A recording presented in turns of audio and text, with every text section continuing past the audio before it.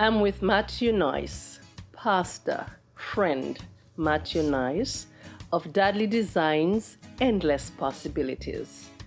Pastor Noyce, right off the bat, this is for our women's conference, Me Unstoppable. And my first statement, not a question to you, is this.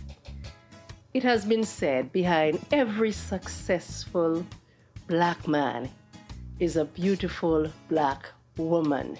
Can you tell me what role your wife played in the development and maturing of your business? Again, let me say thank you for considering Dadli Designs. It's an honor. My friend as well. I have to find a better adjective to address you. Friend, fellow soldier, sister in Christ. The list goes on. Intercessor. I want to thank God for you and how you brought us together. Let me say a hearty amen. There are many a time I have sat back and looked over my life and thought about the good counsel of my wife. Where my faith has always been, believe it or not, where I think it should have been. Sometimes, even I sit in this office, I remember when we were building this, my account ran so terribly low. And I began to wonder if I was being overly ambitious. And my wife said to me, just go, God will provide, God will provide. And with such good counsel, I stepped forward, and that was many a year ago. So throughout the story of my life, I've seen the good counsel, the silent prayers of my wife. Sometimes I wake up in the morning and she's walking around the room praying.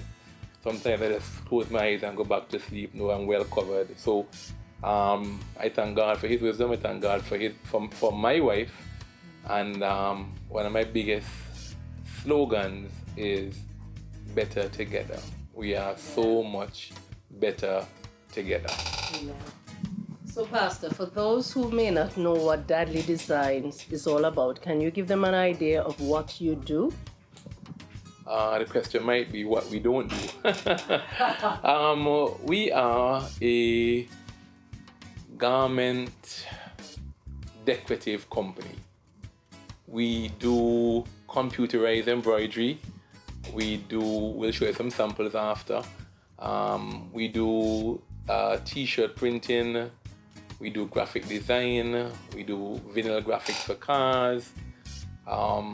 Endless possibilities is our slogan because we always seek to add to our inventory of services. So we've been around for a while. We have some faithful clients, and we print t-shirts, we do embroidery, we embroider caps, we do uniforms. Anything you need in the textile arena, we're here to supply those needs. Okay. It is said that a business should target a problem that needs a solution. You more or less answered this question because you outlined a whole set of services and products that you present to the market. So I'm going to switch that a bit and say, how do you find operating in the Antigua market, doing this particular type of work or in this industry? I've been in this business for over a decade. Perhaps I'm trying to do some quick maths in my head, but easily, wow, maybe almost 20 years now. I think what I tell myself with regards to business, ever so often I'm asked about business, I say business is profit and loss. It's ups and downs. It's times when it's flooding and it's times when it's a desert, right? But I find doing business here, doing business as a businessman here, we endeavor to create a good product. If I can be honest, money is not the greatest driver for me as a businessman. So I think if I love money more, I'd be a better business person. But I do love a satisfied customer. I do believe in quality work, in giving a customer quality. And that's something that we consistently try to deliver here. Most of our customers are return customers. Someone watching might say, I've never seen a commercial for Dadli Design. because most of our commercial come from satisfied customers. Wow. Yeah, you never really see much of an ad, you know. So I just believe in, like the Bible says, whatever your hand find to do, you know, do it with all your might. And my hands are found to print T-shirts, do embroidery, do graphics, design logos. So I do it all my might, and by the grace of God, for these many, many years, it has provided a meal on my table for me and my family. He has kept a roof over my head, and I'm extremely grateful. And we just hope to see what, if God tarries and and I stay and we're still here, what the days ahead will hold. Okay. In terms of competition in this particular industry, would you consider it to be a very competitive business to be in, or you do not have an issue where competition is concerned? Competition must be a factor. I laugh because over the few years I've been in business, I don't want to say I've had the privilege, but I've actually bought out at least two other of my competitors. I have seen people come into the market and I've seen people go. And as such, I should call two of my staff in here. I regularly tell them we have to create a quality product because people have options.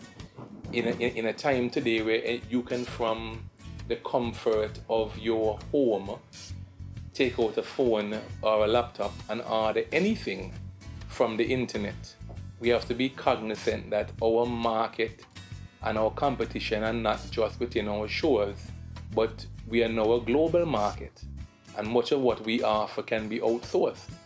So if I sit here and say I think about competition a lot, I will truly be lying.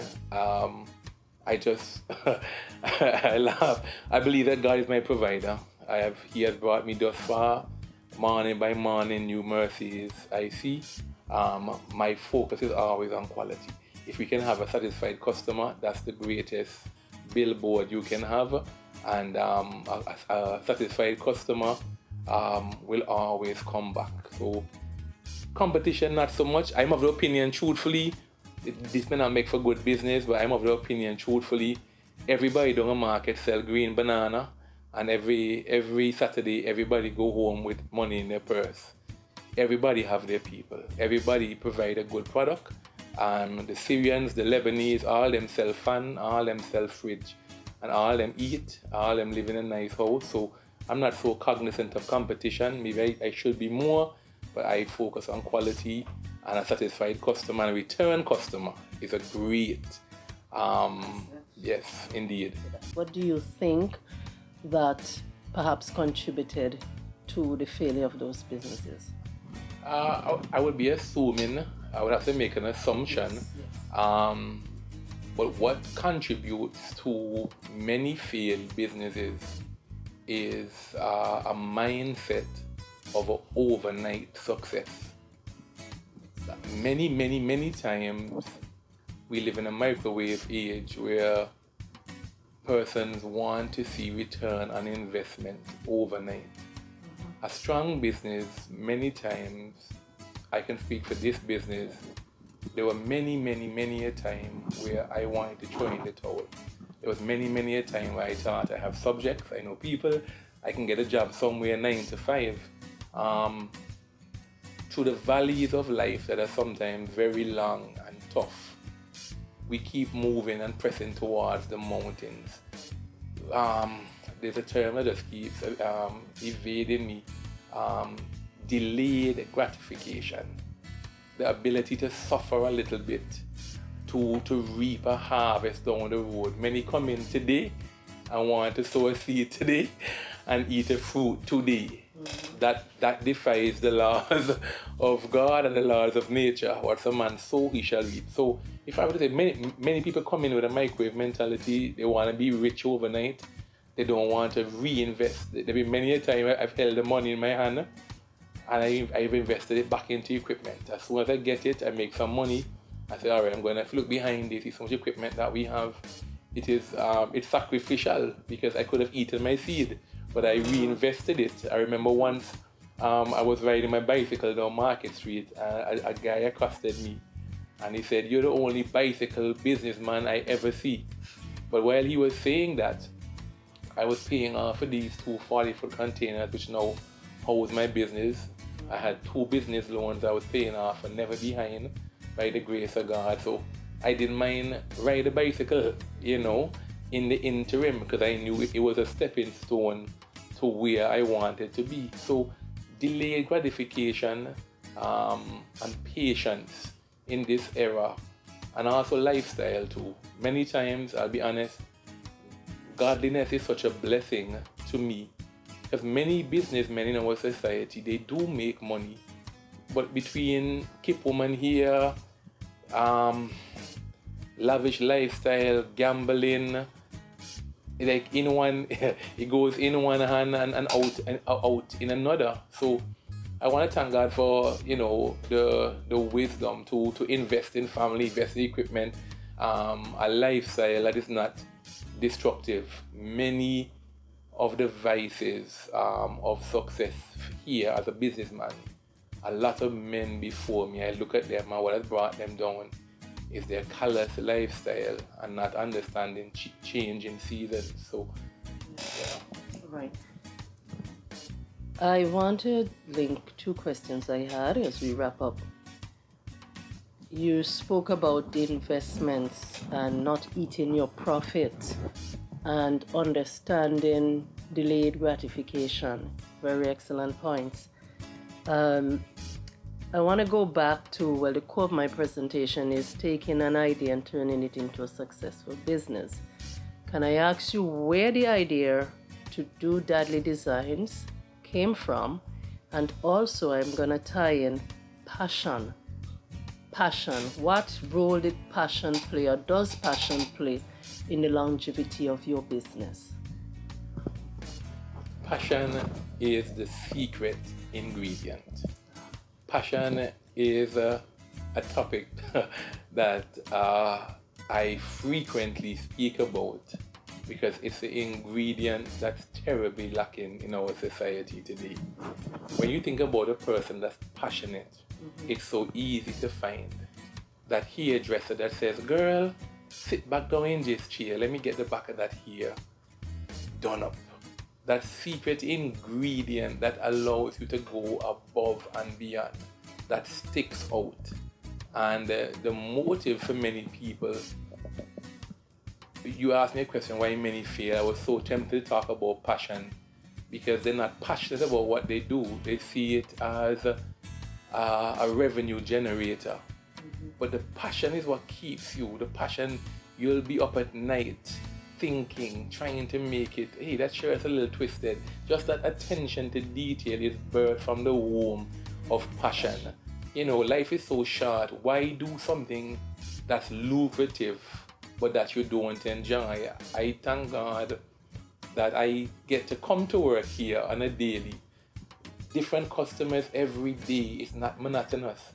I struggle sometimes doing the same thing over and over, but when I come here, it's a different graphic, a different customer, a different need. It's never the same thing day by day, and I'm passionate about that.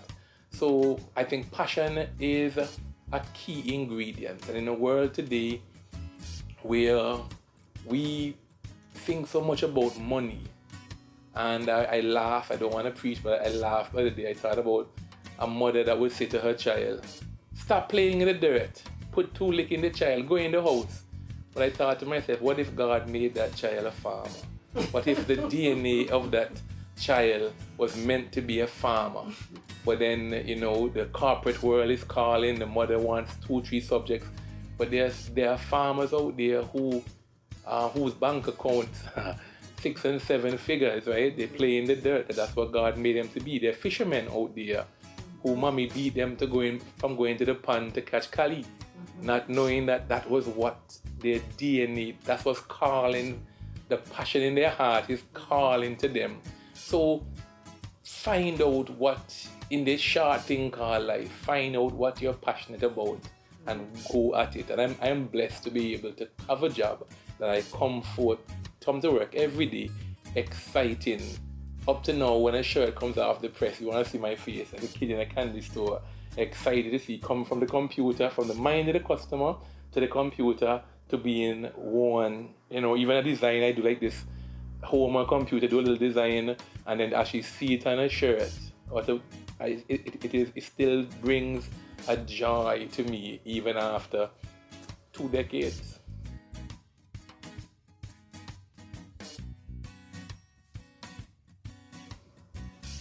My story has the fingerprint of God all over it.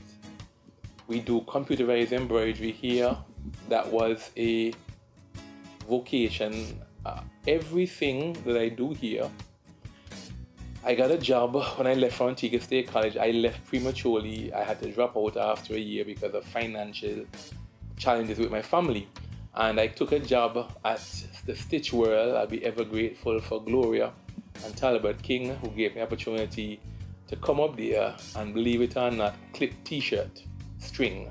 So they had a t-shirt factory, and every afternoon, every day rather, I would come and all I would do is clip t-shirt thread after they were manufactured. But what I would do every lunchtime, I'd go and watch them print I was so fascinated about printing t-shirts, and I would go and ask every lunch hour, how you print this, how you get the image here. And I was so passionate about that, I drank up everything. I learned to cut. You may not know that my first occupation, I was a tailor, fashion designer, very well respected in my field. And I learned to cut at the factory. I learned to print t-shirts. My second job was at Sharon Embroidery. And it's so good that Gloria King heard about this computerized embroidery and said to the owner, I know the perfect person. And she recommended me to come and work there, and I learned about computerized embroidery. The company sent me away after a year to study.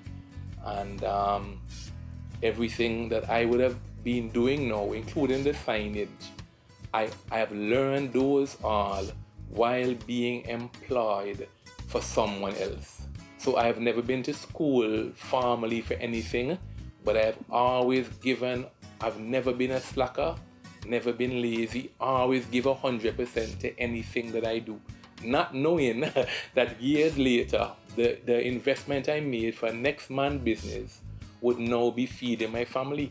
So the pieces just somehow began like a Lego, just kind of click in together. I've always been an artist. I love t-shirt printing. I love everything.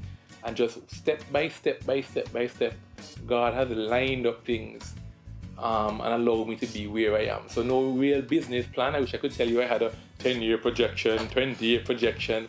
I didn't even know what I wanted to do. But by the grace of Almighty God, here we are over 20 years. The doors are still open. We've made it through COVID. Many companies have not made it through. I'm very grateful for that. And as you see outside, we have new equipment. Just got some new equipment. We're not looking to go anywhere right now. And I'm very grateful to be here. And that's my story, to give him the glory. Amen. And thank you very much for that, Pastor. Thank you so very much for contributing. You're welcome. Thank you.